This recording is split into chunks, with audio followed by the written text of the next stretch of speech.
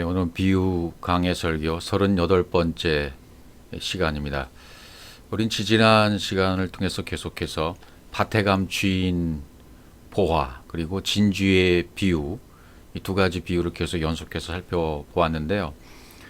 공통점이 뭐냐면 보화를 발견한 분이 누구신가, 또 진주 하나를 발견한 분이 누구신가. 우리가 발견한 것이 아니라 예수 그리스도께서 우리를 발견하셨다는 점이고요.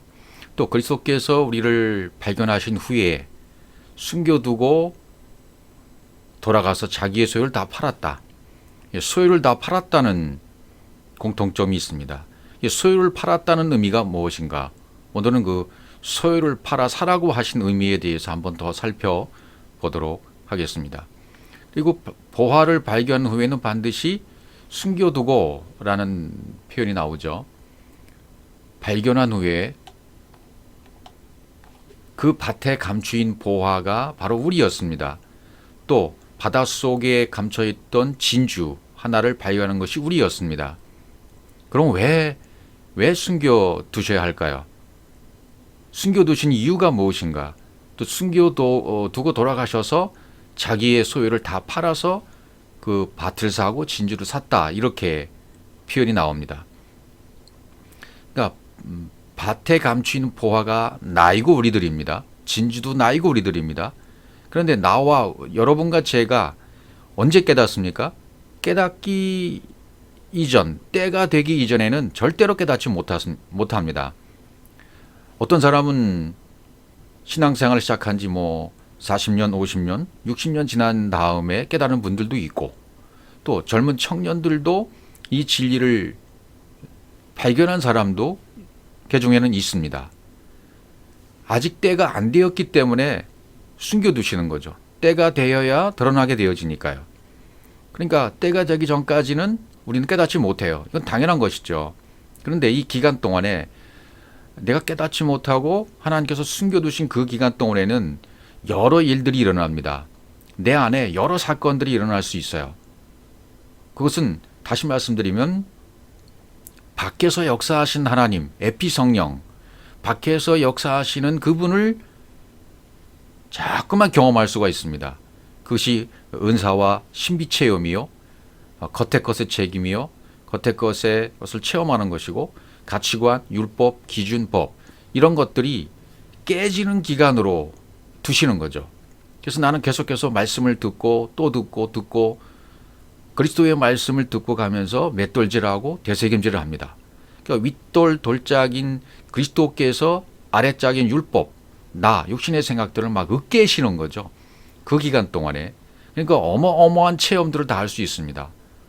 저 같은 경우에도 이런 경험 저런 경험, 기도원에 찾아가기 시작해서 좀 방언 좀 주세요, 은사 좀 주세요, 이렇게 시작해서 전국의 유명한 기도원을 다 돌아다니도록 삼각상 능력봉에 올라가기도 하고, 또 신비 체험을 하기도 하고, 9가지 은사를 경험하고 체험하기도 하고, 가지가지 경험들을 할 수 있습니다. 그래서 영성훈련 센터를 통해서 그 과정을 겪고, 또 이런 사람 저런 사람 만나서 경험하기도 하고, 때가 될 때까지는 계속 하나님께서 우리를 세상 말로는 돌리시는 거죠. 계속 돌리시는 거예요. 위의 말로는 맷돌질을 하시는 겁니다. 계속 말씀으로 되새김질을 해서 진짜를 찾게 하시는 거죠. 하나님이 나를 찾으셨듯이 찾아 놓으신 보화, 그분은 감춰 놓으셨습니다. 근데 때가 되면 하고 내 안에서 어떤 탄성이 우러나올 때가 있어요. 그래서 그러셨구나. 내가 이러한 존재였구나. 그래서 이렇게 자기의 소유를 다 파셨구나. 어둠이 뭔지를 깨달을 때가 옵니다. 내가 티끌임을 깨달을 때가 와져요. 그러면 그때서야 비로소 안 오이고 열려지는 세상이 나에게 오는 것입니다. 이 세상이 열려지고 율법의 세계가 열려지고 예수의 세계가 열려져서 위의 세계, 진리의 세계, 그리스도의 세계가 활짝 열리는 겁니다.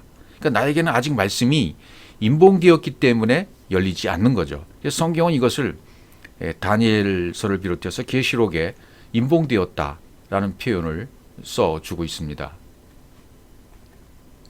다니엘 12장 4절, 다니엘아 마지막 때까지 이 말을 간수하고 이 글을 봉함하라. 많은 사람이 빨리 얽내하며 지식이 더하리라. 자, 다니엘에게 말씀하시기를 마지막 때까지 이 말을 간수하고 이 글을 봉함하라 이렇게 되어 있습니다. 마지막 때는 언제일까요? 캐치, 극단, 끝 지점까지 그냥 카자찌에서 왔는데 잘게 자르다. 마지막 때라는 것은 산산조각이 나다. 산산조각으로 부수어질 때까지 누가요? 내가요.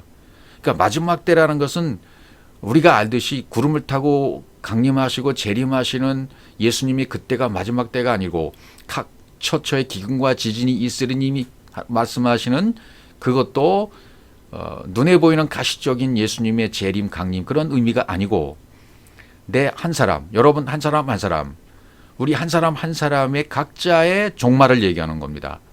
각자의 마지막 때, 각자가 산산조각이 날 때까지 무엇이 율법이, 무엇이 육신의 생각이, 무엇이 내 기준이, 나의 잘못된 오해와 내 잘못된 생각들을 완전히 뜯어 고치시기 위해서 나를 박살내실 때까지 무엇으로요? 말씀으로. 그런 기간이 누구에게나 있다는 겁니다. 그때까지는 이 글이 어떻게 되어 있는 거라고요? 봉함되어 있는 겁니다. 간수하고 사탐, 비밀을 지키는 겁니다. 간수하고 사탐, 비밀을 지키다. 봉함하라, 하탐. 이 봉함하라는 단어가 하탐이라는 단어인데 하탐이라는 단어는 밀폐하다, 임봉하다, 멈추는 겁니다. 멈추다. 내 안에서는 말씀이 열리는 것이 멈췄어요. 내 안에서는 하나님 말씀이 임봉되어 버렸어요. 예. 그러니까 아직 열리지 않는 거예요. 그 기간 동안에는 이런 일 저런 일 수많은 일들을 겪으면서 은사와 능력 신비 체험도 다 경험하고 체험하게 해주시는 겁니다. 그런 것을 경험하는 말미암아 이제 밖에 하나님으로부터 다시 안에 하나님. 사실은 하나입니다. 밖과 안이 하나입니다. 깨달으면 하나가 되는 거예요. 근데 그걸 깨닫지 못했을 때는 밖에 하나님을 경험하고 그것이 최고라고 얘기하는 거예요.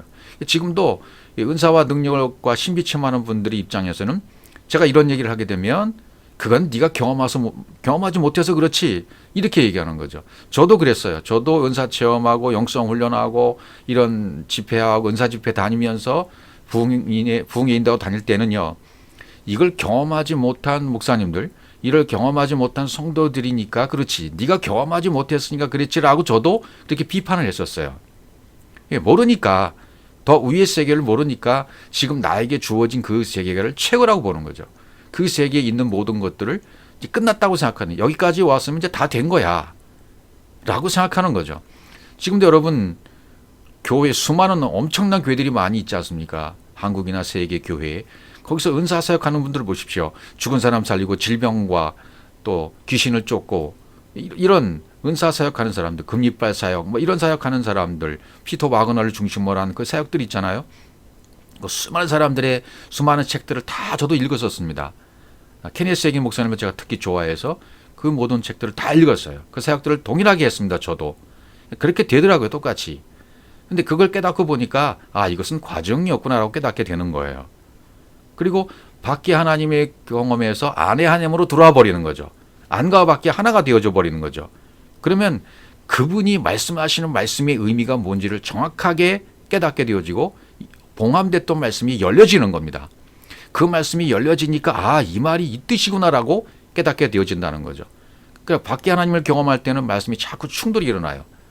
처음에는 모르죠 아예. 밖에 하나님을 경험하고 임봉되었을 때는 문자의 말씀, 사건, 스토리 그 이야기만 알고 있다가 성경 66권을 문자대로만 그 뜻대로만 그냥 스토리로만 알고 있다가 이게 조금 안에 느낌이 달라져요. 이제 율법 안에 있는 진리가 조금씩 깨닫게 되어져요. 율법이 소비되기 시작해요. 허비되기 시작해요. 그러면 충돌이 일어나는 거예요. 자꾸만 말씀을 들으면 들을수록 충돌이 일어나서 이게 아닌가 본데 이건 이상하다. 이 말씀 좀 이상한데 교회가 하는 모습이 좀 이상한데 목사님들이 설교하는 본문 내용이 앞뒤가 안 맞는데 이런 얘기가 이제 나오는 거죠. 이런 분들은 눈치가 빠른 분들이에요. 그런 분들은 눈치를 채고 있다가 이제 어느 시점이 되어지면 마지막 때가 오는 겁니다. 자기 자신이 율법이 육신의 생각이 내 기준이 내 법이 산산이 조각 날 때가 온단 말이죠. 그러면 비밀이 지켜지던 봉함한 말씀이 안 오이고 열려지게 되는 겁니다. 나한테 말씀이 딱 멈춰있던 말씀이 이제는 열려지기 시작하는 거예요. 그럼 그때가 되어지면 모든 것이 이제 깨닫게 되고 이해가 되고 그래서 그랬구나라고 고개를 끄덕이게 되어지는 거죠. 또 다니엘서 12장 9절 그가 가로되 다니엘아 갈지어다 대저 이 말은 마지막 때까지 간수하고 봉함할 것이니라. 똑같아요. 예. 다니엘아 갈지어다. 어떻게 가라는 말은 예라크라는 단어입니다. 다니엘아 그 말을 듣고 네가 계속 복음의 여정을 가라는 거죠. 7날의 여정을 가라는 거예요.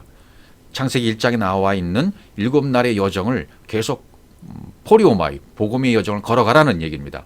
옐라크 걸어가라는 얘기입니다.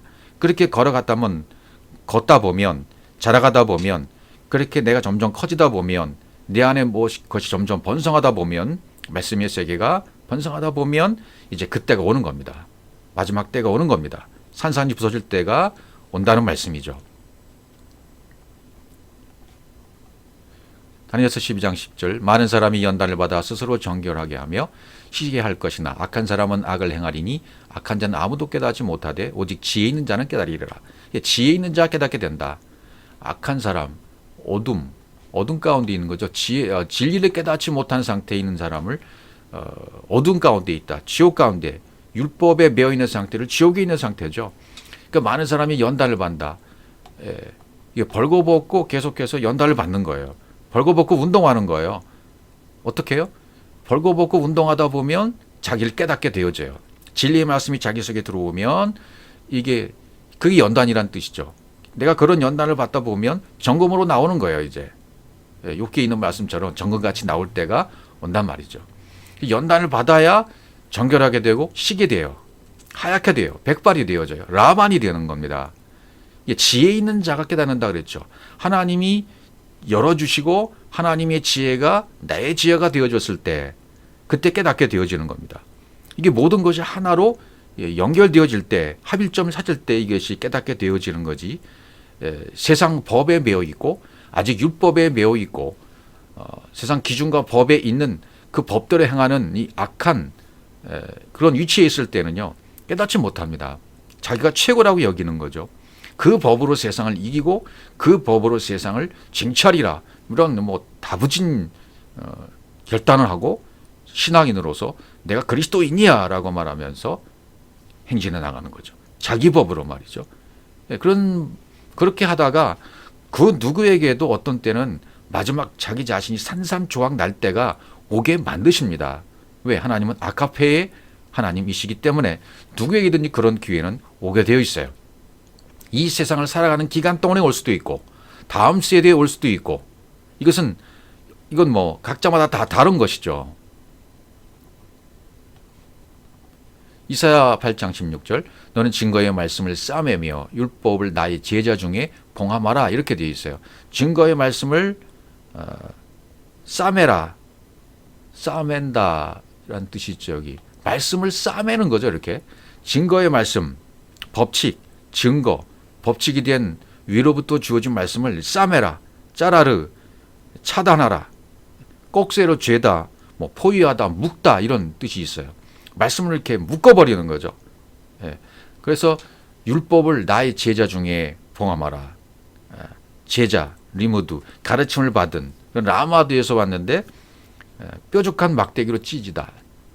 뾰족한 막대기로 찌르는 찌름을 받는 사람이 제자예요. 계속해서 막대기로 찌르시는 거죠. 말씀의 막대기로. 그리스도의 말씀으로, 진리의 말씀으로, 위의 말씀으로 계속 찌르다 보면 나중에 자기가 박살날 때가 와요. 찌름을 받는 사람 입장에서는 그게 제자예요. 계속 연단을 받아가는 거죠. 제자 중에 봉함하라, 합탐. 그렇게 묶여지게 돼 있단 말이죠. 말씀이 내 안에서 풀려지기 전까지는. 계시록 5장에 이제 가보면 거기 이제 사도 요한이 크게 우는 장면이 나오잖아요. 쭉 한번 살펴보겠습니다. 내가 보매 보좌에 앉으신 이의 오른손에 책이 있으니 안팎으로 쏟고 7인으로 봉하였더라. 오른손에 책이 있는데 안팎으로 쏟고 7인으로 봉했다. 7인으로 봉해졌기 때문에 아무도 볼 수가 없는 거죠. 또 봄에 힘이 있는 천사가 큰 음성으로 외치기를 누가 책을 펴며 그 인을 떼기에 합당하냐 하니 하늘 위에나 땅 위에나 땅 아래에 능히 책을 펴거나 보거나 할 이가 없더라. 아무도 하늘 위, 땅 위, 땅 아래 책을 펴거나 책을 보거나 할 이가 없다. 5장 4절 계시록 이 책을 펴거나 보거나 하기에 합당한 자가 보이지 않기로 내가 크게 울었더니, 이 사도의 입장에서 이런 경험을 했다는 거예요. 그러니까 이 계시록도 어떤 앞으로 될 일, 그런 것을 알려주는 뭐 세계 전쟁 뭐 이런 것을 알려주는 게 아니라 사학 복음서에서 말씀했던 진리를 다시 이렇게 정리해 놓은 책을 요한계시록으로 보시면 틀림이 없어요. 그러니까 이것을 비유로 풀 수 있어야 되고, 마태복음, 마가, 누가, 공간복음을 요한복음으로 볼 수 있어야 되고, 그 요한복음의 내용을 다시 진리로 펼쳐볼 수 있는 내용이 바로 계시록이라는 내용이죠. 이 책을 펴거나 하기에 합당한 자가 보이지 않는다. 내가 크게 울었다는 거죠. 누가 이 책을 펼까 말이죠. 깨닫게 할 건가. 5절, 장로 중에 하나가 내게 말하되 울지 말라. 유다 지파의 사자 다윗의 뿌리가 이었으니, 유대 지파의 사자 다윗의 뿌리 누굽니까? 예수 그리스도죠. 다윗의 뿌리가 이기었으니 이 책과 그 읽음을 떼시기라. 이렇게 장로 중에 하나가 알려주고 있단 말이죠.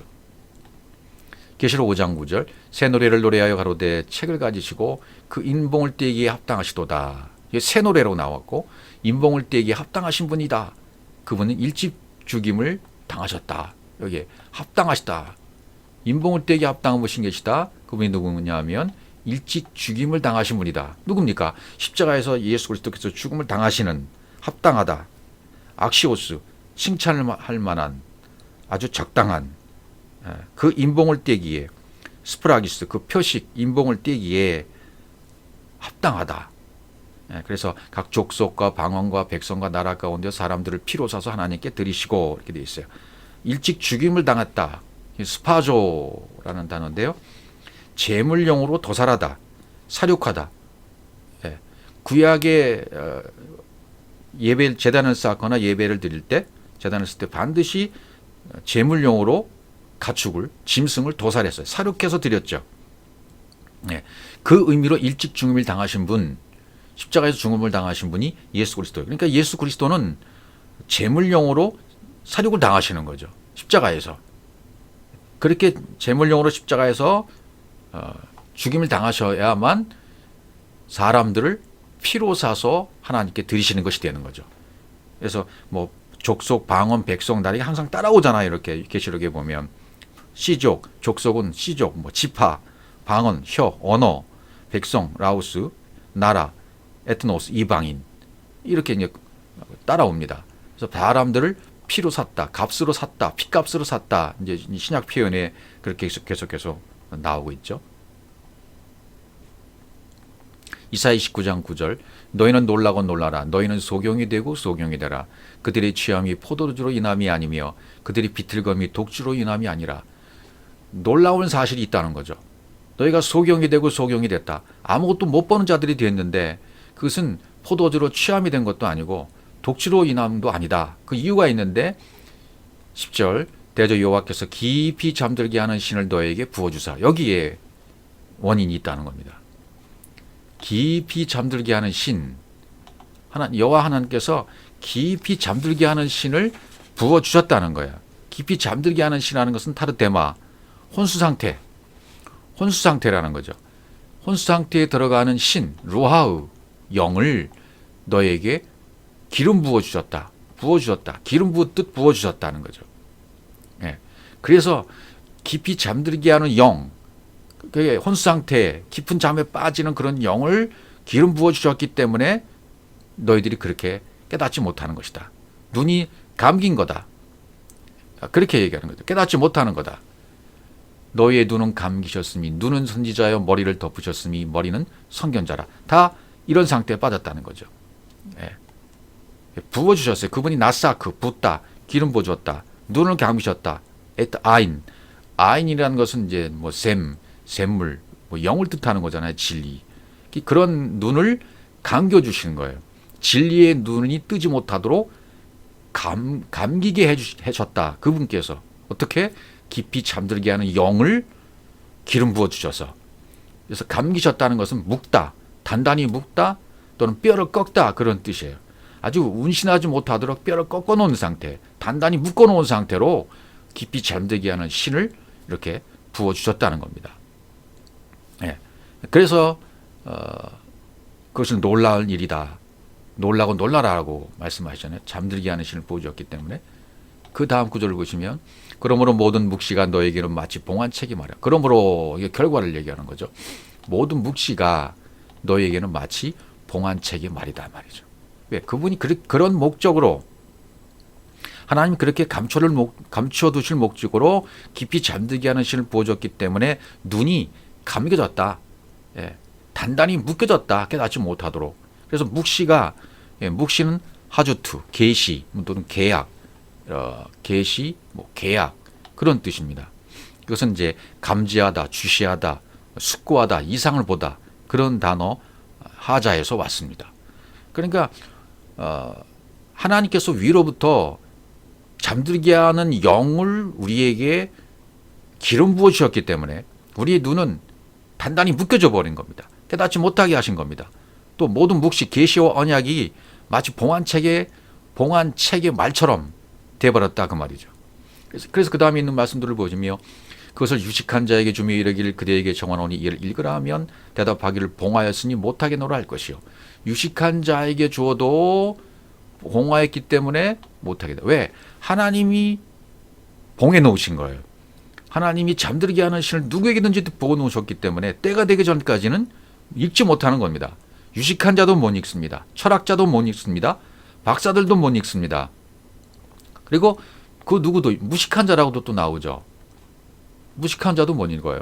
또 무식한 자에게 주며 이르기를 그대에게 청하노니 이를 읽으라 하면 대답하게 나는 무식하다 할 것이니라. 주께서 가라사대 이 백성이 입술로는 나를 가까이하며 입술로는 나를 존경하나 그 마음은 내게서 멀리 떠났나니 그들이 나를 경외함은 사람의 계명으로 가르침을 받았을 뿐이라. 이거죠. 그래서 이것은 마태복음 15장 7절에서부터 9절까지 이 말씀을 인용한 거잖아요. 마태가. 그래서 거기 외식하는 자들, 마태는 외식하는 자들아 라고 이사야가 일렀으되 라고 이렇게 설명을 하거든요. 이 백성이 입으로는 나를 가까이한다. 입술로는 입의 말로는 나를 가까이한 것처럼 하지만 그 마음은 내게서 멀리 떠났다. 그들이 나를 경외하는 목적은 뭐냐면 사람의 계명으로 가르침을 받았을 뿐이야. 사람의 계명으로 사람의 교훈을 받았기 때문에 그래. 외식하는 거야. 이렇게 마태가 설명했다는 얘기죠. 그렇죠. 외식이라는 말은 뭐죠? 휘포크라테스라는 말은 휘포크리테스 배우, 연기자, 연기하는 거잖아요. 너희는 지금 연기자야. 연기하고 있는 거야. 사람의 계명과 사람의 계명으로 교훈을 받아서 그것이 진짜인 줄 알고 연기하는 자들이네. 외식하는 자들이네. 이렇게 마태가 선포했다는 것입니다. 맞죠? 지금 전부 입술로는 내가 하나님을 섬긴다. 성령이 내 안에 임하셨다. 성령님을 기다린다. 막 그런 말을 하지만 그게 앞뒤가 안 맞는 말이단 말이죠. 그것이. 내가 진리의 영을 깨달아서 이 잠들게 하는 신 그때가 지나서 내가 완전히 바스러진 자가 되어지면 연단을 받아서 벌거벗고 운동하는 연단의 기간이 되어져서 7날의 과정을 통해 이 봉함되었던 말씀이 내게서 열려지기 시작하면 진리가 내게 들어옵니다. 그러면 밖과 안이 하나가 되어집니다. 하나님과 내가 하나가 되어집니다. 그러면 내가 배우고 지식적으로 세상에서 박사학위를 받았든 못 배웠든 아무 상관이 없어요. 그분이 깨닫게 해주시는 영을 주셨기 때문에 이제는 깨닫게 하심으로 묵시가 열리는 거예요. 그러나 그렇게 되지 않았을 때에는 입으로는 말을 하되 입술로만 말을 했지 진리가 되지 않은 상태예요. 안과 밖이 달라요. 그러니까 연기자예요. 그들이 나를 경외한다고 말하는 것은 사람의 교훈으로 계명을 받았을 뿐이다. 그 잘못된 가르침, 오해된 말씀을 가지고 하나님을 경외하고 있는 것이다. 그건 외식이다. 이렇게 얘기하고 있는 것이죠. 14절 그러므로 내가 이 백성 중에 기이한 일 곧 기이하고 가장 기이한 일을 다시 행하리니 그들 중에 지혜자의 지혜가 없어지고 명철자의 총명이 가리워지리라. 기이한 일이 있는데 지혜자의 지혜가 없어지고 명철자의 총명이 가리워진다. 이렇게 말씀하시는 거죠. 이게 숨겨진 것. 또 이 기이한 일, 팔라라는 단어는 숨겨진 높은 것을 경이로운 일을 하다. 이게 기이한 일이거든요. 경이로운 일을 하고 계시는 거죠. 그분이. 가장 기이한 일, 경이로운 일을 다시 행하신다 그랬어요. 그들 중에 지혜가 없어지고 명철자의 총명이 가려지다. 이게 말씀이 열려서 영이 깨어나기 전에는 지혜가 없는 거예요. 지혜가 없어진 거예요. 총명이 가려진 거예요. 그런 상태에서 아무리 저도 목회할 때 가장 많이 기도 부탁을 받은 것이 뭐냐면 아이들 위해서 기도해 달라는 거죠. 우리 아이에게 지혜가 있게 달라는 거죠. 공부하는 아이에게 지혜가 있게 달라. 그리고 뭐 기도해 달라, 안수해 달라. 무슨 목사의 기도가 능력이 있는 것처럼 안수하면 능력이 나가고 안수하면 지혜가 있고 안수하면 팍팍 이루어지고, 그건 거짓입니다. 하나님 말씀을 오해했기 때문에 나오는 결과들입니다. 안수라는 말은 비진리의 말씀을 이제는 진리가 들어와서 진리가 들어와서 그 비진리를 없애는 게 안수예요. 그게 안수라는 뜻이거든요. 이 잘못 사용하고 있다, 한국 교회가. 그래서 말씀을 완전히 난도질해 놓고 은사주의자들에 의해서, 유명한 큰 교회 목회자들에 의해서 이 안수가 남발되어지는 바람에 잘못된 개념에 목사에게는 어떤 큰 능력이 있는 것처럼, 아니에요. 모든 사람을 하나님은 동일하게 보십니다. 포이맨, 목사라는 단어는, 목사는 예수 그리스도 그분만이 목사이십니다. 우리는 사람이 준 목사의 직분은 아무런 소용이 없어요. 위로부터 그분께서 그리스도의 영으로 내가 똑같은 영이 되어지면 그 영을 가진 사람이 눈이 열려지고 선견자가 되어지고 선지자가 되어지고 사도가 되어지는 과정을 이제는 말씀이 이렇게 행하게 가시는 거예요. 사람이 사람에게 뭘 주고 준다, 그건 있을 수가 없는 일입니다. 사람이 사람에게 지혜를 줘요? 은사를 줘요? 능력을 줘요? 총명을 줘요? 어림없는 소리입니다. 위에 있는 분만이, 근본이신 그분만이, 지혜의 근본이신 그분만이 가지고 있는 것, 고유의 그분 것이에요. 그런데 우리가 이런 진리를 깨달아서 그분과 하나가 되어지고 내가 지존재 아들이 되어지고 깨달은 자, 아래 것을 가지고 위의 것을 다 깨달은 엘로힘의 위치에 올라간 창조가 되어진 아들이 되어진다면 그때는 달라져요. 그때는 신이 되어지는 거죠. 지존자의 아들이죠. 신의 성품에 참여하는 자가 되는 거죠. 그럼 내가 하는 일이 하나님이 하는 것이고 하나님이 하는 것이 내가 하는 일이 되어져요. 네가 내 안에, 내가 내 안에. 그럼 그때에는 영성이라는 거, 그리스도의 의식, 초월적 의식이 영성이라는 거잖아요. 그런 영성, 그리스도의 초월적 의식으로 이제 기도한다거나 초월적 영성으로 산다거나 초월적인 의식으로 살아갈 때는요, 엄청난 일이 일어나는 거죠. 왜? 내가 하는 것이 하나님이 하는 것이 되기 때문에 그때는 얘기가 달라지는 거죠. 그러나 이 땅에서 우리는 사람이 사람에게 주는 것은 아무것도 없어요. 다만 우리가 할 수 있는 일은 진리를 깨달아서 진리자가 되어져서 그 위치에 올라가서 위의 것을 깨달아서 아래 것을 가지고 위의 것을 깨달은 자가 되었다면 엘로힘 아들로 창조가 되어지는 거, 아들의 창조가 되어지는 거죠, 내가. 그럼 그런 위치에서는 내가 네 안에, 네가 내 안에 되게 돼 있다. 그럼 그때에서 하는 사역은 달라지는 거죠. 놀라운 사역이고 놀라운 일이죠. 근데 하나님은 지금 내가 기이한 일을 행하겠다 하시면서 지혜자의 지혜가 없어지고 명철자의 총명이 가려지리라, 이런 기이한 일을 행하시는 거예요. 그렇게 되다가 이게 모든 과정을 겪어지게 되어지고 그리스도가 내 머리가 되어지면, 로시, 머리, 그리스도가 내 머리가 되어지면 그때는 얘기가 달라지는 거죠. 왜? 하나님의 입장에서, 위의 차원의 입장에서 하는 일이 되기 때문에. 그래서 반드시 성경은 때에 민감해요. 때가 차야 돼요. 그래서 하나님이 그 아들을 이 땅에 보여지는 육체의 모습으로 예수 그리스도 이 땅에 보내실 때에도 때가 차서 보내시는 거예요. 반드시 모든 때가 차는 거예요. 그래서 뭐 헬레니즘 문화, 이스라엘 문화, 헬라의 문화, 이런 모든 뭐 과정들이 다 있잖아요. 인류의 문명기, 황금기, 이런 역사적인 그런 때가 다 있었잖아요. 그런 때를 다 지나서 뭐 이렇게 헬라 문화, 아주 고귀한 헬라의 문화 같은 거, 그런 다시 로마의 문화, 이런 것을 다 경험하고 체험해서 때가 되어야 예를 들어서 도로나 교통이 완벽하게 되어지고 상인들의 상업이 왕성하게 되어지고 수단, 교통수단이 온전하게 되어질 바로 그때 이 복음이 발이 달려서 마치 자동차가 운행하듯이, 비행기가 운행되듯이 날아가고 달려가는 것처럼 모든 이 땅에서의 모든 것이 완벽하게 정치, 경제, 사회, 문화, 군사, 산업, 종교 모든 부분에 이런 것들이 준비되어지면, 때가 되어지면 그때 아들을 보내시는 거죠. 아무 때나 보내시는 게 아니죠. 그래서 역사상 예수 그리스도 딱 한 번 오시는 거예요, 모범으로. 그래서 갈라디아 4장 4절에 때가 참에 그 아들이 오시는 겁니다. 임봉되고 봉함되었던 말씀이 어떻게 왔고 어떻게 누구에게 열리는가?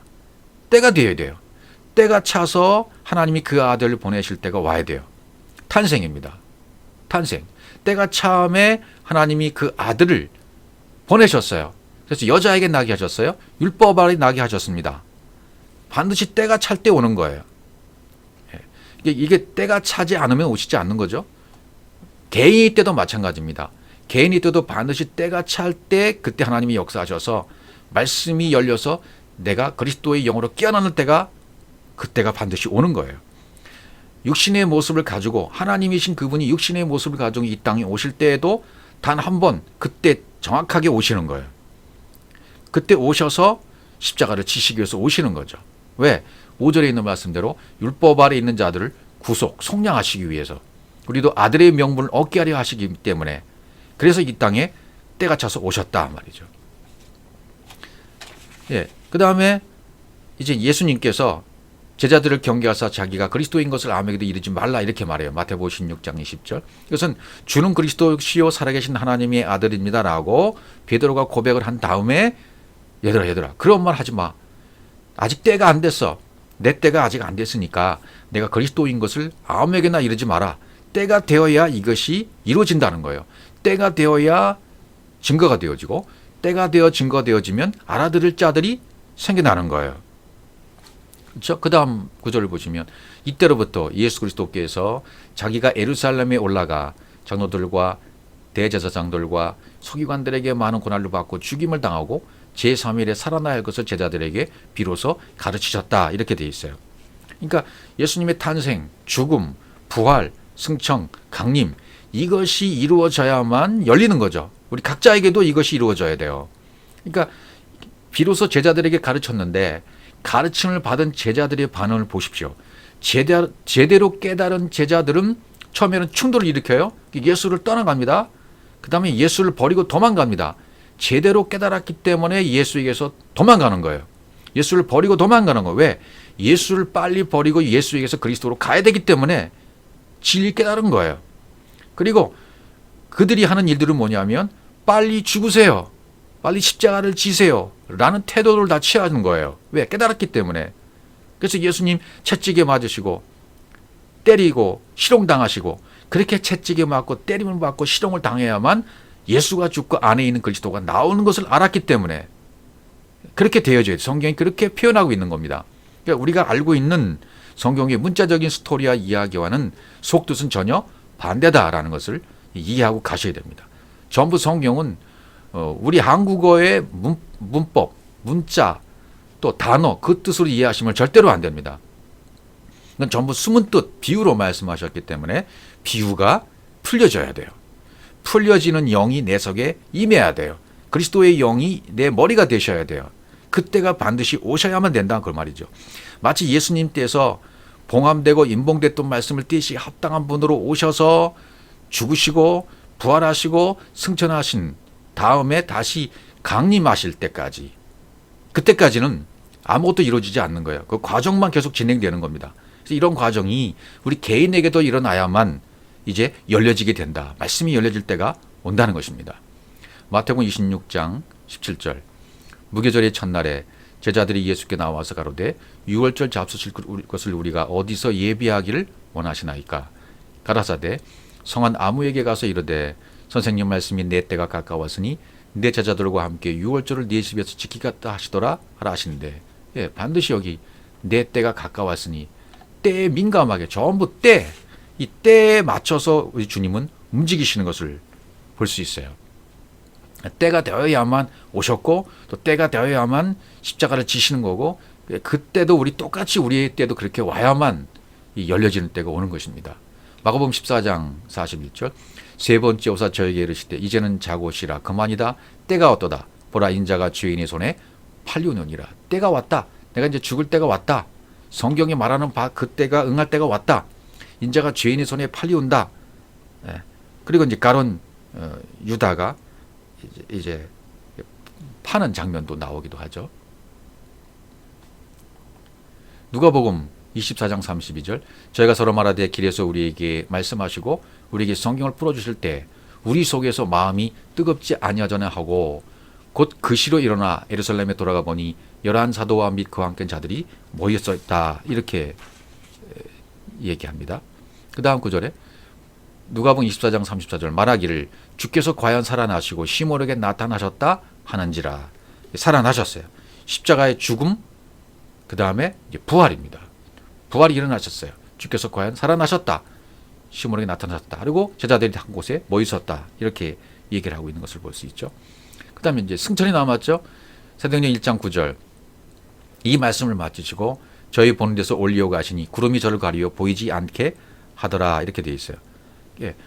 저희 보는 데서 올리어 가셨다. 이렇게 표현되어 있죠. 올리어, 승천하시는 거죠. 올리어 가셨다. 이게 올리어 가셨다는 뜻이 무엇일까요? 율법의 의미를 깨달으면, 여러분이 율법의 의미를 깨달으면, 저와 여러분이 율법의 의미를 다 깨달았으면 율법은 이제 승천한 거예요.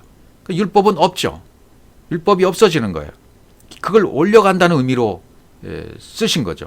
구름이 저희를 가리어 보이지 않게 하더라. 구름 속에 무지개가 있습니다. 구름 속에 비가 있습니다. 예, 그러니까 구름이라는 건 의미적으로 비유를 풀어야 되죠. 구름 속에 무지개 언약이 있으니까요.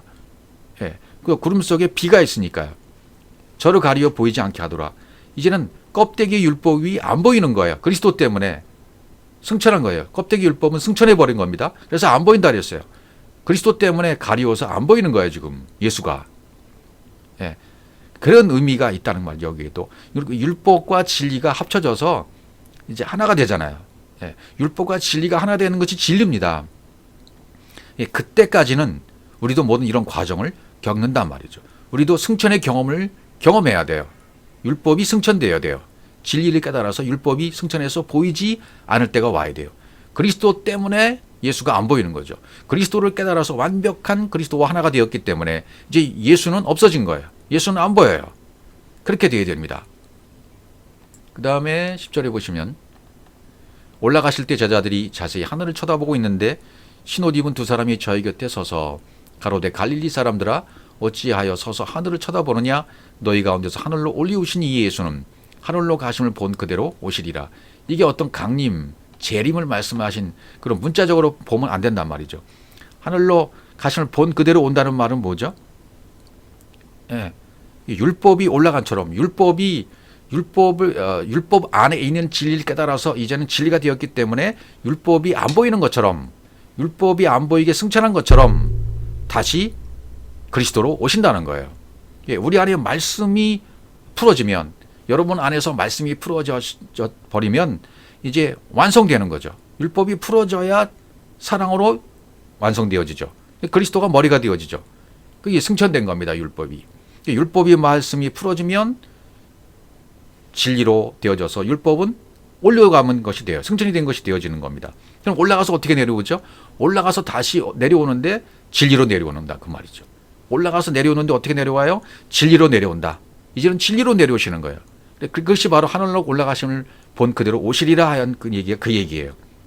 그분이 육의 모습을 가지고 모든 사람이 보는 앞에서 구름 가운데 재림한다 그런 얘기가 아니라, 그런 재림이 아니라 육신의 말씀, 율법의 말씀이 진리로 풀어져서 이제는 율법이 승천되어지면 그대로 올라가서, 율법이 올라가서 다시 진리로 내려온다. 영으로 내려온다. 그리스도로 내려온다. 그런 뜻이죠. 마태복음 13장 46절. 그러면 이제 이렇게 죽음, 탄생, 죽음, 때에 아주 정확하게 오셔서 정확하게 죽으시고 부활하시고 승천하시고 이렇게 재림이 내 안에서 이루어지면 내 내면에서 이 일이 이루어진 자들에게 말씀이 열리는 거예요. 그 다음에 이제 우리가 앞에 살펴봤듯이 소유를 다 팔았다라는 표현이 밭에 감추인 보화를 발견한 비유에서도 소유를 팔았고 진주 하나를 만났을 때도 소유를 팔았다. 이 소유를 판다는 의미가 무엇인가? 이것은 하나님 입장에서 소유를 판다는 입장은 무엇이고 우리 사람의 입장에서 소유를 판다는 입장이 무엇인가를 이렇게 대별해서 살펴보아야만 합니다. 자, 먼저 창세기 45장으로 가보죠. 여기 이제 요셉이 팔리잖아요. 요셉이 형들이 요셉을 팔아버리잖아요. 그러니까 요셉은 예수 그리스도의 모형이고 상징이잖아요. 비유고 그림자고요. 그러니까 요셉이 팔려갔다. 요셉이 형들이 팔았다. 이것은 스토리로 전개된 얘기 같지만 예수 그리스도가 이 땅에 오셔서 할 일 그대로 나타내 주신 사건이죠. 요셉이 형들에게 이르되 내게를 가까이 오소서. 그들이 가까이 가니 가로되 나는 당신들이 아우 요셉이니 당신들이 애굽에 판 자라. 당신들이 애굽에 팔았다. 그러니까 이 말이 무슨 뜻이냐면 내게를 가까이 오라는 뜻이 뭡니까? 아마르로 지금 얘기하는 거예요. 아마르로 얘기하는, 내게로 가까이 오라. 가까이 와서 하나가 돼. 요셉의 형들이 요셉에게 들어와서 요셉과 하나가 돼야 되잖아요. 지금 가까이 오고 있잖아요. 그러니까 아직 멀었죠. 내 안으로 들어와서, 형님들 내 안으로 들어와서 영으로 나와 하나가 되어야 돼요. 그걸 얘기하는 거예요. 복음을 지금 전하고 있는 거예요. 내 안으로 오세요. 나와 하나가 되게 내 안으로 오세요. 그러니까 그들이 가까이 갑니다. 점점점. 나는 당신들이 아우 요셉입니다. 내 존재가 뭔지 아십니까? 나는 당신들이 판 요셉인데 내 존재가 누구인지 아십니까? 라고 질문하는 거랑 똑같아요. 그 다음에 구절에 보시면 45장 5절 당신들이 나를 이곳에 팔았으므로 근심하지 마소서, 한탄하지 마소서. 하나님이 생명을 구원하시려고 나를 당신들 앞서 보내셨나이다. 이렇게 되는 거죠. 예, 생명을 구원하시려고, 많은 사람의 생명을 구원하시려고 하나님이 계획하신 것이다. 그러니까 근심하지 마세요. 한탄하지 마세요. 나를 팔았으므로. 나를 반드시 팔아야만 된다는 뜻이죠. 나를 이곳에 팔았으므로 한탄 근심하지 마세요. 반드시 팔아야 그 다음에 흉년이 와요. 흉년 때 먹고 살 양식을 요셉이 얻게 해줘요.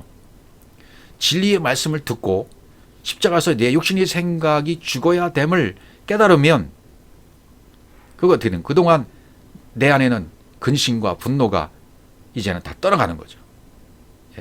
내 육신의 생각이 죽어야 돼. 이걸 깨닫게 되어지면 그동안 한탄하고 근심하고 분노하고 슬퍼하고 이런 모든 것들이 다 떠나가는 거죠.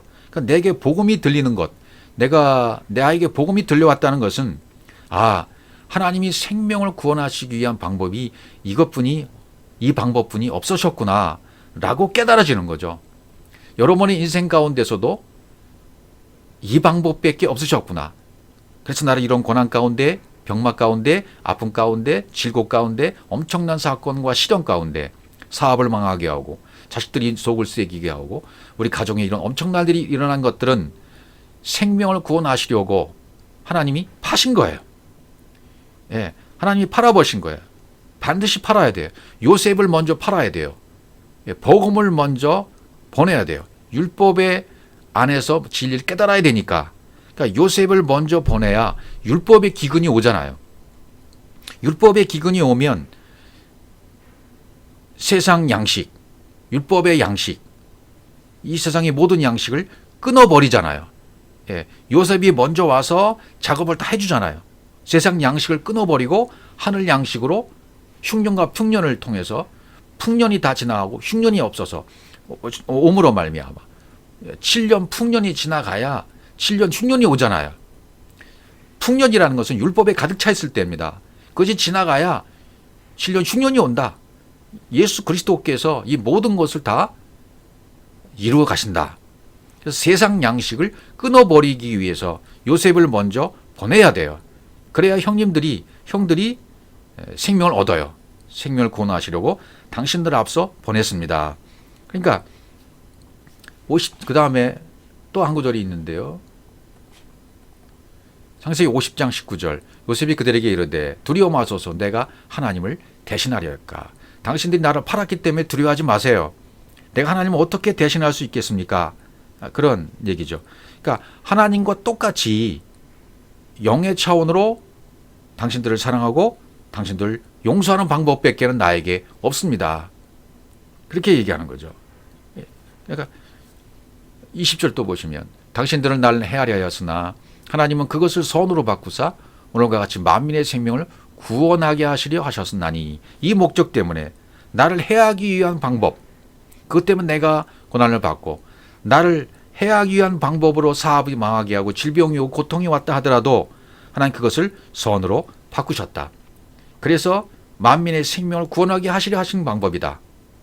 우리 가족의 생명을 구원하기 위해서, 나의 생명을 구원하게 하시기 위해서 하나님은 그 계획 가운데 그 사건을, 그 일들을, 그 고통을, 그 질병을 나에게 오게 하신 거예요. 물질의 파탄이 나게 하시고 밑바닥을 보게 하셨던 그 이유는 바로 어디 있었냐면, 다른 사람들이 나를 사기를 치고 다른 사람들에게서 내가 망하게 했던 그 일이 일어났던 이유는 뭡니까? 생명을 구원하시기 위해서. 그 방법이 아니면 안 되기 때문에, 그 방법이 아니면 내가 깨달을 수 없기 때문에, 그 방법이 아니면 내가 복음을 깨달을 수 없기 때문에, 그리스도의 복음이 들려오지 않기 때문에 하나님은 그 방법으로 하셨다는 것입니다. 그러니까 육신의 말씀을 팔면, 율법을 팔면 그것이 뭡니까? 하나님이 그것을 선으로 바꿔주시는 겁니다. 그러면 판자들은 누가 되는 걸까요? 이 만민의 생명을 구원하기 위해서 하나님이 하시는 방법은 뭐냐면 라브, 만민의 생명, 라브, 많은 백성, 이 많다라는 뜻이 뭐냐면 크다라는 뜻이잖아요. 그러니까 크다, 그건 장자, 율법, 크다는 율법을 얘기하는 거죠. 풍부하다, 풍성하다, 부유하다, 풍년이다, 그건 전부 율법을 얘기하는 겁니다. 율법의 부자다, 또 성경이 부자다 그러면 율법의 부자를 얘기하는 거예요. 겉의 것, 율법, 이 세상에서 생명으로 구원하시기 위해서 예수로 죽고 그리스도로 살아나게 하기 위한 하나님의 방법이셨다는 것입니다. 그래서 요셉이 예수 그리스도의 모형으로 주어지고 사건이 전개되어지는 거죠. 그러면 그 다음에 팔게 된 자, 이렇게 팔게 된 형들이 팔잖아요. 형들이 파니까 형들은 가룟 유다와 동일한 역할을 하게 되는 거죠. 누가복음 22장 47절 말씀하실 때 한 무리가 오는데 열등 중에 하나인 유다라 하는 자가 그들 앞에 서서 와서 예수께 입을 맞추려고 가까이 하는지라 예수께서 이르시되 유다야 내가 입맞춤으로 인자를 파느냐 하시니. 자, 유다가 이렇게 팔잖아요. 형들도 요셉을 팔았어요. 가룟 유다도 예수님을 팔았어요. 이렇게 해야만 만민의 생명을 구원할 수 있는 방법이 되기 때문에 하나님이 이렇게 하신 거예요. 하나님이 스스로 팔리게 하시는 거예요. 여러분의 사건 가운데서도, 여러분 이들 가운데서도 여러분을 팔아버린 사건이 분명히 있을 겁니다. 나를 반드시 팔아야만 흉년 때 먹고 살 양식을 얻기 때문에 진리의 말씀을 듣고 내 육신의 생각이 십자가에서 죽어야 될 것을 깨닫기 때문에 나에게 그 사건이 와서 나를 팔게 하신 겁니다. 형제들이 나를 팔고, 가룟 유다가 나를 팔고, 나를 배반한 사람이 나를 팔고, 내 가까운 근친 가족들이 나를 팔고, 나를 아는 사람이 나를 사기치고, 이런 모든 사건들이 일어난 이유는 뭡니까? 그렇게 내가 팔려감으로 말미암아 율법의 양식을 끊어지게 하시는 겁니다. 세상의 양식이 끊어지게 하는 겁니다.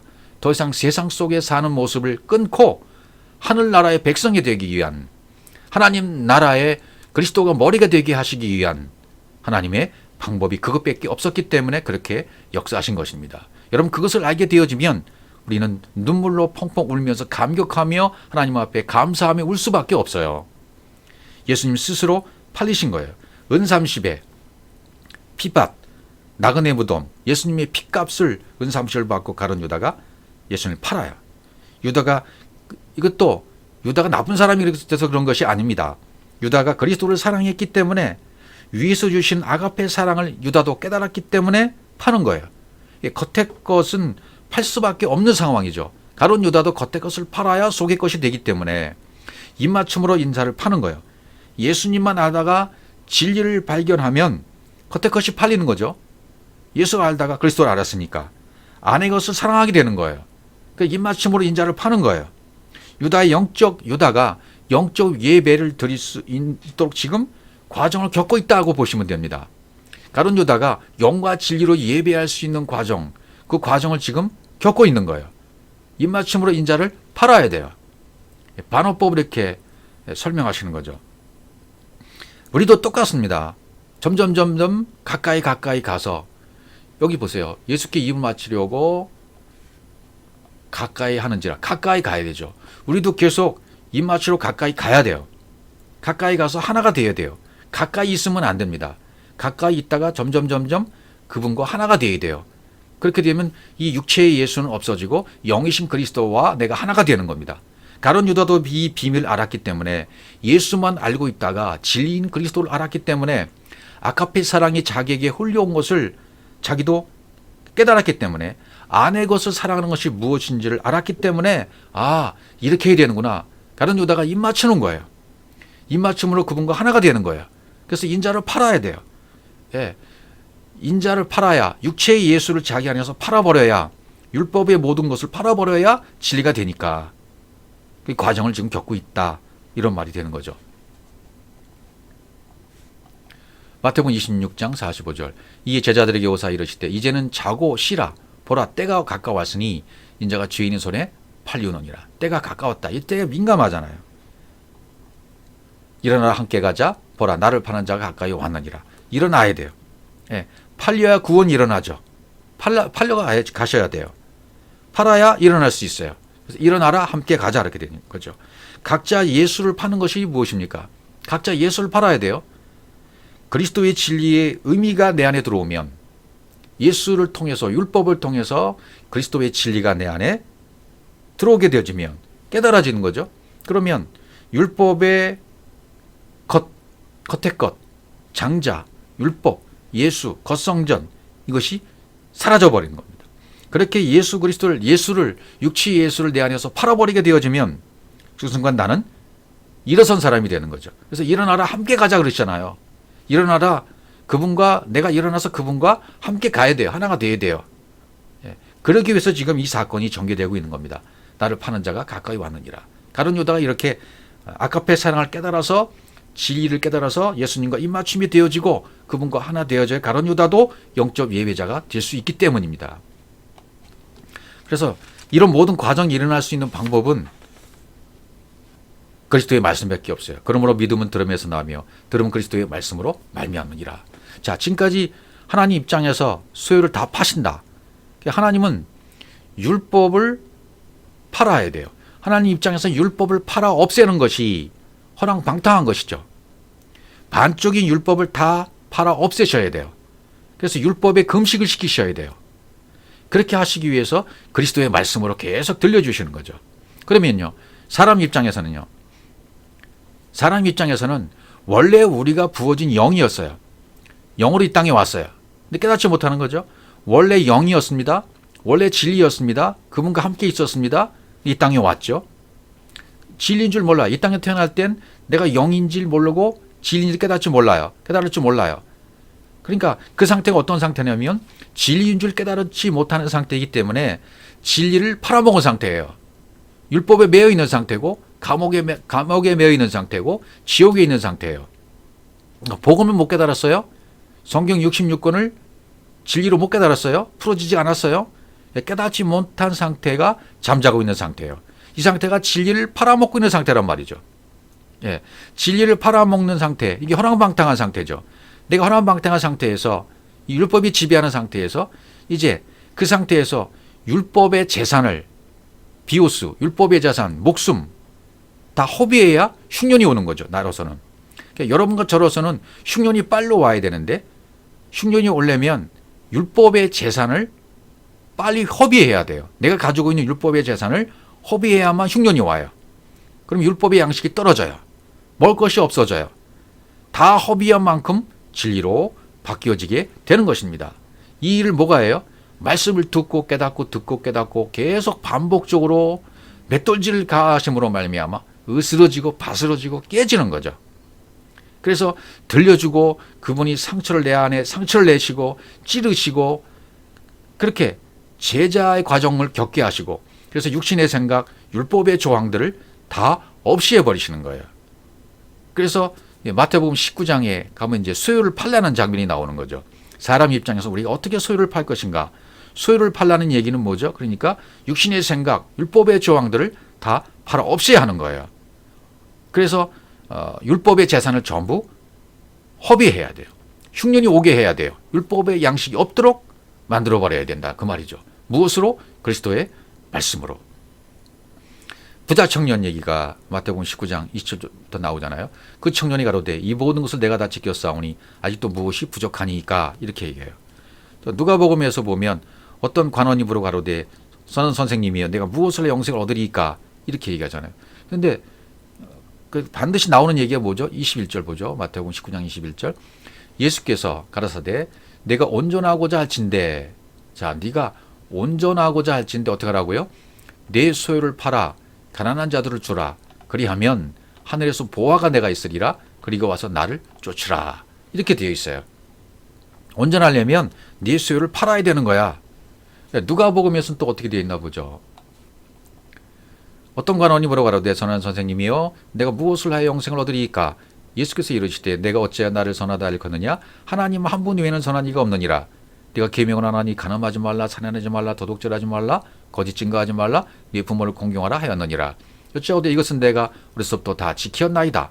예수께서 이 말을 들으시고 이르시되 내가 오히려 한 가지 부족한 것이 있으니, 여기에서는 누가복음에서는 내가 오히려 한 가지 부족한 것이 있다고 말씀하셨어요. 내게 있는 것을 다 팔아. 한 가지 부족한 것이 있으니까 네게 부족한 것을 다 팔아 가난한 자들 나눠주라. 이 마태복음에 없는 구절이 있죠. 한 가지 부족한 것이 있다라는 것이 나와요. 그러면 하늘에서 보화가 내가 있으리라. 그리고서 나를 쫓으라. 다른 건 똑같은데 한 가지 부족한 것이 있다. 이게 달라요. 한 가지라는 것은 뭐죠? 성경은 항상 둘을 하나로 얘기하고 있잖아요. 둘로 하나를 얘기하고 있는데 여기서 한 가지를 얘기했다는 것은 뭐죠? 둘 중에 하나인 거죠. 성경은 어둠과 빛, 땅과 하늘, 아랫물과 위에물, 이 세상과 하늘나라, 천국, 겉과 속, 안과 밖, 물침례와 불침례, 옛것과 새것, 율법과 진리, 예수와 그리스도, 이렇게 전부 둘로 되어 있단 말이죠. 이 둘로 되어 있는데 이 둘이 서로 채워져야만 하나가 되는 거죠. 하나가 되어져야 진리의 상태가 되는 거예요. 그럼 보화가 그때 있게 되어진 거죠. 그게 완성입니다. 서로 채워져야 완성이고 그것이 사랑이 되는 거죠. 근데 내게 지금 부족한 것이 한 가지 있다는 것은 뭐죠? 내가 알고 있는 거 있는데 내가 알고 있는 것 반대편의 진리를 얘기하는 거죠. 반대편의 진리가 너에게는 없는 거야. 반대편의 진리가 없는 거야. 그러니까 네 안에는 아가페 사랑이 없는 거야. 하나가 된 사랑이 없는 거야. 그렇게 말씀하시는 거죠. 이 부족한 것을 채우려면 내게 있는 것을 다 팔아야 돼. 그리고 가난한 자들에게 나눠줘야 돼. 가난한 자는 누구죠? 푸토코스, 심령이 가난한 자들. 하늘 생명만을 바라보는 자. 하나님, 오늘 하나님의 도우심이 없으면 나는 살아갈 수 없습니다. 하나님의 생명이 나에게 오지 않으면 나는 오늘 하루도 살아갈 수 없습니다. 라고 고백하며 살아가는 자들이 푸토코스들이에요. 가난한 자들이에요. 예, 그들에게 나눠줘야 된다. 네게 것을 다 팔아서. 그래야 부족한 하나가 채워진다. 하늘의 보화를 가지게 될 만큼 네가 있는 것, 네 소유, 반쪽만 알고 있는 것, 물침례만 알고 불침례는 모르고 있는 것, 또 육신의 생각이 지배하는 율법에서 벗어나지 못한 상태, 그래서 진리에 이르지 못한 상태, 겉에 것만 알고 있는 상태, 문자만 알고 성경 66권을 풀어내지 못하는 그런 상태, 그런 상태를 바꾸라는 얘기죠. 그 상태의 반대편의 것을 가지라는 얘기죠. 다른 쪽의 보화를 가질 만큼 내 부족한 것을 바꾸라는 얘기예요. 내 부족한 것을 바꿔서 채우라는 얘기예요. 그러니까 네가 알고 있는 것에 반대편의 진리로 교환해라. 그걸 팔라는 얘기예요. 그게 율법을 진리로 교환해라. 이게 팔라는 의미고요. 또 겉의 것을 속의 것으로 교환해버려라. 이게 팔라는 의미가 되는 거고요. 또 육신의 생각을 영의 생각으로 교환해라. 육을 팔아버려야, 육신의 생각을 팔아버려야, 육체의 예수를 팔아버려야 진리인 그리스도가 되어진다. 그걸 자꾸만 말씀하시는 거예요. 계속 반복적으로요. 성경은 66권 전체가 그것을 성경을 계속 말하고 있는 겁니다. 구절마다, 사건마다, 스토리마다 모든 부분에서 그렇게 말씀하고 계시는 겁니다. 물침례를 받았으면 이제 네가 못 받은 불침례를 받아라. 하나님을 네가 지금까지 육신으로 섬겼잖아. 육신으로 지켰잖아. 그런데 이제는 사랑이라고는 계명으로 섬기고 계명으로 바꿔서 섬겨봐. 이렇게 말씀하시는 거죠. 그래서 장사라는 말을 성경에서 썼는데 욥기 4장에 보시면, 욥기 2장에 보시면 이런 말씀이 있습니다. 욥기 2장 4절, 사단이 여호와께 대답해 가로되 가죽으로 가죽을 바꾸오니 사람이 그 모든 소유물로 자기의 생명을 바꿀지라. 좀 난해 구절이기도 한데요. 자, 이 소유를 판다는 건 이제 십자가에서 자기 목숨을 드리는 것, 하나님 입장에서는 드리는 것을 설명을 드렸고, 핏값을 우리를 사서 풀어주신 것 설명을 드렸습니다. 근데 우리 입장에서는 우리 소유를 판다는 것이 뭐죠? 육신의 생각, 율법의 모든 것을 다 팔아버려야 진리이시고 영이신 그리스도가 내 안에 온다. 그래서 하나가 된다. 여긴 이걸 장사로 가죽으로 가죽을 바꾸오니 이렇게 되어 있는데, 가죽으로 가죽을, 이것은 오루, 가죽, 벗겨진, 그래서 생가죽, 벌거벗기다, 그런 뜻이죠. 가죽으로 가죽을 바꾼다. 그건 당시의 유목민들의 속담이었다고 해요.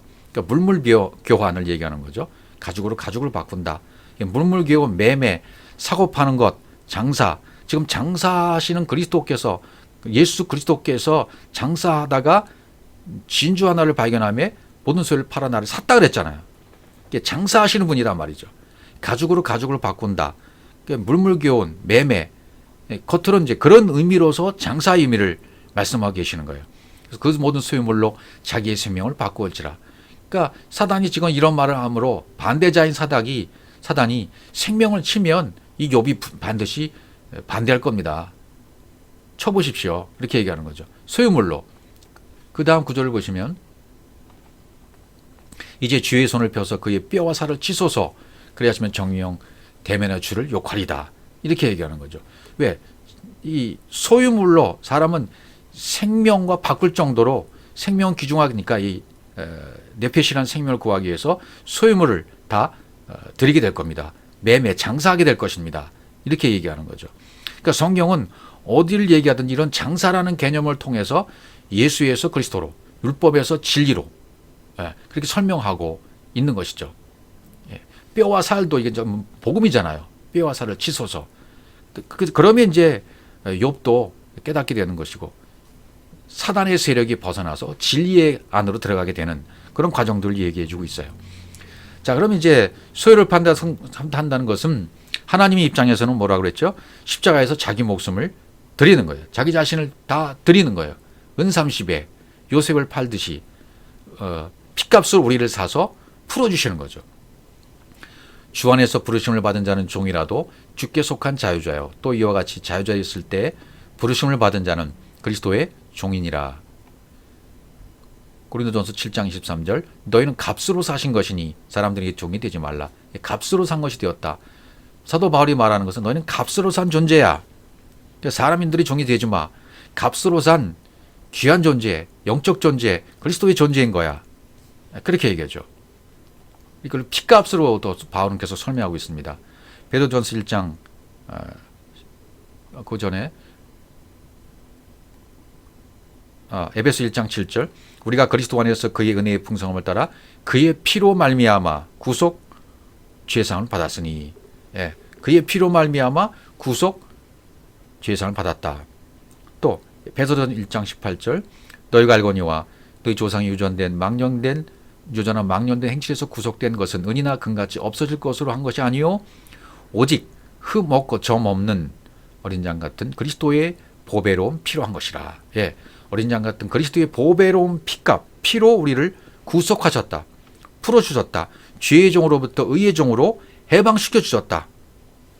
구속이란 말은 아폴로투리시스 값을 지불했다. 속정 값을 지불해서 풀어주셨다. 그런 뜻이 구속이잖아요.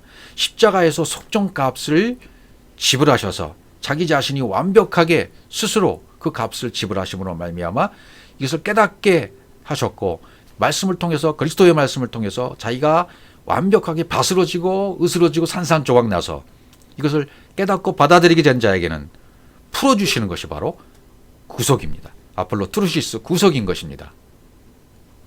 결국은 매매 장사라는 것은 사고 파는 거잖아요. 사고 파는 것은 결국은 하나입니다. 사는 것이나 파는 것이나 결국은 하나예요. 팔았다는 것은 내 육체의 예수를 팔아버리면 그리스도를 산 것이나 똑같은 것이 되는 겁니다. 내 율법의 모든 것을 다 팔았다는 것은 이제는 율법을 통해서 그리스도를 샀다는 얘기도 되는 거예요. 이사야 55장 1절 이사야 55장 1절인데 잘못 냈네요.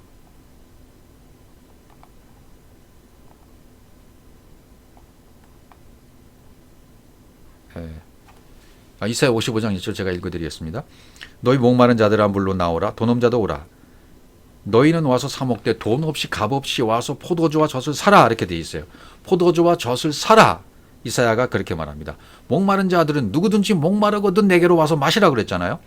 그러니까 목마른 자는 물로 나오라. 물은 진리를 말하니까. 근데 나와라. 돈 없는 자도 와라. 돈 없는 자도 와라. 너희는 와서 사 먹되 돈 없이 값 없이 와서 포도주와 젖을 사라. 포도주와 젖, 진리의 양식입니다. 예수 그리스도십니다. 위의 것입니다. 그것을 사라는 거예요. 팔다와 사다는 같은 것이라고 그랬잖아요. 사라는 얘기는 육체의 것을 팔면, 율법을 팔아버리면 그리스도를 사게 된다. 진리를 사게 된다. 그런 뜻으로 동일하게 이렇게 얘기를 하고 있는 것입니다.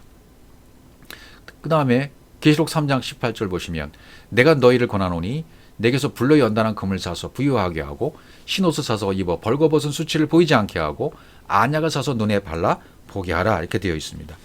불로 연단한 금을 사서 불로 연단한 금을 사라. 금을 사라는 얘기죠. 불침례를 받음으로 내가 그리스도인 믿음이 되는 거죠. 물침례를 받은 사람은 반드시 불침례를 받아야 돼요. 불침례를 받음으로 내가 그리스도의 믿음을 갖게 된 것입니다. 그리스도의 믿음, 믿음이 그리스도니까 그 그리스도를 갖게 되어지면, 그 믿음을 갖게 되어지면 금을 상게 되는 거죠. 그럼 부유한 자가 되는 거죠. 진리의 부유한 자가 되어야 되는 거죠. 또 흰옷을 사서 입어라 말이죠. 그리스도의 옷을 사서 입어라 말이죠. 이것을 그리스도의 옷을 입지 못했을 때는 벌거벗은 수치를 보이고 있는 거죠. 벌거벗은 수치를 보이지 않게 하고, 이게 안식에 이른 상태잖아요. 안식에 이른 상태. 안약을 사서 눈에 발라 보게 하라. 안약, 생명의 눈, 아인, 눈이죠. 그에게 말한 아인, 눈. 진리의 말씀으로 되어서 진리의 샘물이 흐르게 하라. 안약을 사서 바르라는 얘기는 뭡니까? 생명의 말씀으로, 생명의 말씀을 팔아서, 율법을 팔아서 진리가 되어지면 진리의 말씀이 내 눈에 보여지게 되고 진리의 눈으로 세상을 보게 되어지고 진리의 눈으로 모든 것을 분별할 수 있게 되어지고 내 눈이 진리의 눈, 그리스도의 눈이 된다. 그런 진리의 샘물이 흐르는 그런 자가 되어지는 거예요. 흰옷 입은 자, 그리스도의 옷을 입은 자, 백발, 라반이 된다 그 말이죠.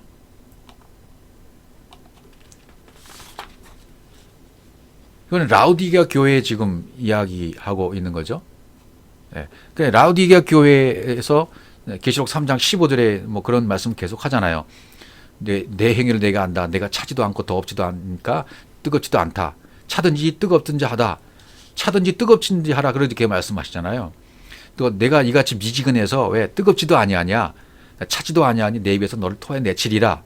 그렇게 말하면서 내가 말하기를 나는 부자라 부여 부족한 것이 없다 하고 곤고한 것과 가려는 것과 또 가난한 것과 눈먼 것과 벌거벗은 것을 알지 못한다. 이렇게 얘기했어요. 그렇게 얘기한 다음에 18절을 지금 이야기하고 있는 거죠. 라우디게아 교회라는 뜻은 라오스 백성에다 디케 의로운 백성이라는 뜻이에요. 라우디게아는 의로운 백성들이 있는 교회, 진리에 이른 교회. 뜨겁다는 것은 불로 연단하는 것을 얘기하는 거죠. 차다, 뜨겁다 그런 말이 나오잖아요.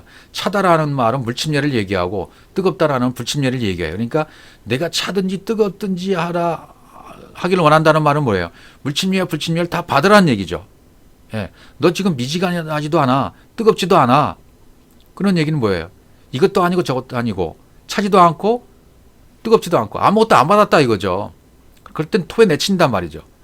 그러면서 말하기를 나는 부유하다. 모든 것을 가졌다. 곤고한 것, 가련한 것, 가난한 것, 눈먼 것, 벌거벗은 것 알지 못하지 않느냐. 부족한 것이 없다는데 넌 부족한 것이 있어. 너에게 부족한 것이 한 가지 있는 거야. 그것을 팔아라고 지금 말씀하고 계시잖아요. 그러니까 성령 침례와 말씀 침례, 불침례 이것은 은혜와 진리의 말씀으로 다시 우리가 회개하고 나아가야 되는 것을 말하는 거잖아요. 그러니까 공고한 것, 가련한 것, 가난한 것, 눈먼 것, 벌거벗은 것 이게 차가운 거예요. 차가운 거. 여기에서 회개하고 물침례를 받아버리면 이것으로는 안 되구나. 율법의 기능으로는 율법의 행위로는 의롭다 육체가 하나도 없구나라고 깨닫게 된다 그 말이죠. 그럼 물침례를 받은 거예요. 그럼 이제 불로 연단한 금을 사야 돼요. 흰옷을 입어야 돼요. 불침례를 받았어요. 그럼 벌거벗은 수치가 가려지게 된 거죠. 안양을 사서 눈에 바르게 된 거예요. 안식에 이뤘다는 얘기고 불침례를 받았다는 얘기예요. 요단강 건너갔다는 얘기죠. 자, 이제 내가 내 스스로 생명을 내가 만들 수가 없구나. 나는 가난한 것을 알아차리면 내가 가난하다는 것을 알아차렸으면 이제는 나는 벌거벗은 자가 되는 거죠. 근데 내가 벌거벗었다. 내가 춥다. 벌거벗은 것을 알게 되면 춥죠. 그럼 불침례를 받은 게 된 거예요. 차든지 더없든지 두 개를 다 하게 되는 것. 물침류와 부침류를 다 받게 되어야 돼요. 예, 그게 라우디게아 교회라는 것입니다. 그러니까 우리가 갖고 있는 소유, 그것은 존재가 되어야 됩니다. 시편 119편 56절을 보시면 내 소유는 이것이니 곧 주의 법도를 지킨 것이니다 이렇게 되어 있어요. 여기서 소유는 하야입니다. 내 하야, 내 소유는, 내 존재는 이것이다. 내가 존재가 되었는데 그리스도의 존재가 되고 말씀의 존재가 되는 거예요. 여호와 하나님의 존재가 되는 거예요. 그러면 주의 법도, 피크도, 명령, 계명을 지킨 것이 된다. 보호한 것이 된다. 나자로 보호하다, 순종하다. 주의 법도를 지킨 것이 된다. 그러니까 하나님 입장에서는 십자가의 죽음으로 피값을 통해서 나를 구속해 주셨고 자기 목숨을 들여주셨습니다. 몽땅 자기 존재를 우리 자신들과 동일시해 주셔서 사랑을, 아가페의 사랑을 보여주셨습니다.